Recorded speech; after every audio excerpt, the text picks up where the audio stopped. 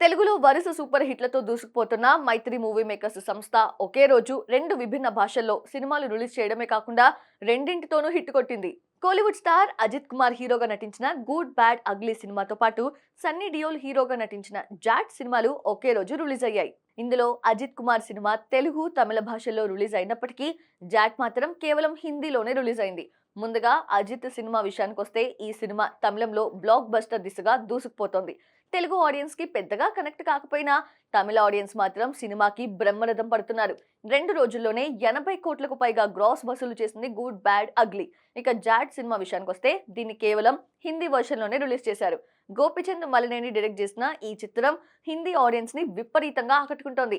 మొదటి రోజుకి 10 కోట్లకు పైగా వసూలు చేసిన జాట్ 2 రోజుల్లో ప్రపంచవ్యాప్తంగా 20 కోట్లకు పైగా గ్లోబల్ వసూళ్లు అందుకున్నట్టుగా మేకర్స్ కన్ఫర్మ్ చేశారు.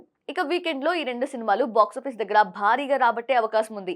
మొత్తంగా ఈ 2 సినిమాల్లో జాట్ సినిమాని హిందీలో రిలీజ్ చేసి హిట్ కొట్టగా, గుడ్ బ్యాడ్ అగ్లీ సినిమాను తమిళంలో రిలీజ్ చేసి హిట్ సాధించారు మైత్రి మూవీ మేకర్స్ వారు.